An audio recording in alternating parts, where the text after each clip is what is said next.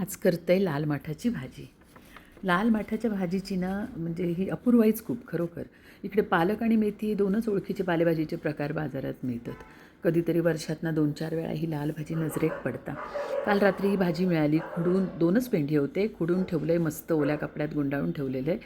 त्यामुळे फ्रेश रवली. फ्रीजमध्ये नाही ठेवलं आहे, बाहेरच ठेवलेलं आहे. आणि ती आता अशी धूप मात्र वेळ खूप काढूचू लागता हां. 2-4 वेळा अशी भरपूर मोठ्या भांड्यात अशी टब बीबमध्ये घालून विसळून ती धुवून घेऊ कवी नाही तर त्या रेती असता ती खाताना अशी चरचरीत लागतली. सगळी मेहनत फुकट. तर भाजी स्वच्छ धुवून घ्यायची. स्वच्छ धुवून म्हणजे भाजीत काय घासूची पुसूची ह्या गरज नाही, विसळूची लागतं भरपूर. तर धुवून बारीक चिरून घेतलं आहे आणि भरपूर बारीक चिरलेलो कांदो आणि हिरवी मिरची, त्याच्याबरोबर 7-8 पाकळे लसणीचे ठेचून घ्यायचे आणि 2 लाल मिरचीसुद्धा घालायचे, सुकी मिरची फोडणीक. आणि वरून लागता ओलो नारळ खवलेलो, कोथिंबीर काय ह्या भाजीक लागत नाही. तर एवढी तयारी करून घेतलं आहे आणि मी आता फोडणीक घालते.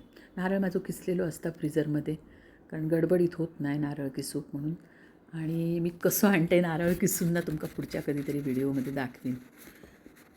तर आता तेल घातलं आहे, गोडा तेल फोडणीक. गोडा तेल म्हणजे शेंगदाण्याचं तेल, आम्ही गोडा तेलच म्हणू गावात असताना.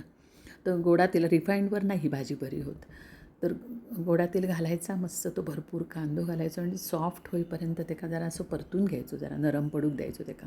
आणि मग लसूण घालायचं. लसूण नाही तर चिकटता खाली पॅनमध्ये. आणि वरून घातलं लाल भाजी, ती दिसता खूप आता, मग आळतली जरा दाबून तिका अशी झाकण ठेवून वाफेवर शिजवायची. तर झाकण ठेवल्यावर ना 2-3 मिनटातच ती अशी खाली बसतली. मग उघडून बघलास की बघा अशी खाली बसले दिसतली. मग ती का जरा ढवळून घ्यायची व्यवस्थित.